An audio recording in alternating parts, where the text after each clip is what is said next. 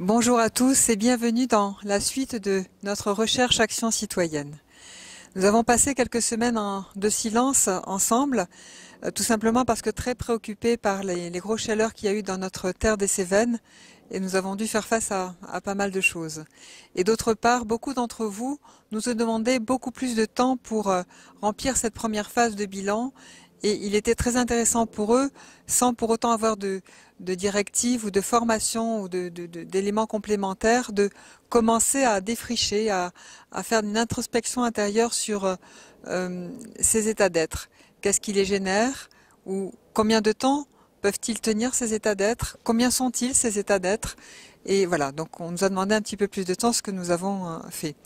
Donc cette première phase bilan va s'achever le 5 septembre. À partir du 5 septembre, vous allez recevoir la deuxième phase de la recherche action citoyenne.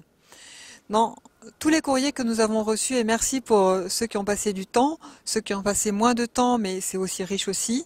Donc nous avons eu des réponses très approfondies de plusieurs pages pour certains, les réponses de une page pour d'autres.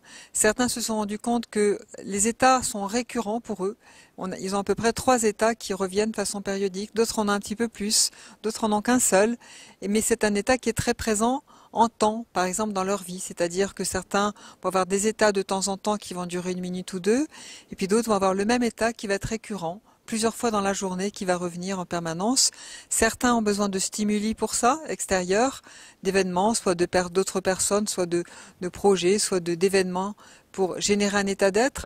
D'autres les génèrent par eux-mêmes, tout simplement en y pensant, ou sont émergés sans même les chercher à les provoquer. Voilà. D'autres parmi vous nous ont répondu tout simplement en disant « Je ne sais pas faire cette première phase, mais je souhaite continuer à la deuxième phase ». Et nous allons accepter cet espace-là. Pourquoi? Parce que la non-réponse pour nous est de l'information tout simplement. C'est-à-dire que notre éducation ne nous pousse pas à faire un bilan sur nos états d'être. Et donc il n'est pas forcément simple à tout un chacun de pouvoir dire ben voilà, moi je suis dans tel état d'être tant de fois dans une journée pendant tant de temps. Ça n'est pas une chose aisée. Donc on va considérer que les non-réponses de votre part sont en même temps un espace pour vous, un feedback pour vous de dire c'est trop difficile pour moi de percevoir cela, et ça n'empêche pas de continuer l'expérience à partir du 5 septembre. Voilà.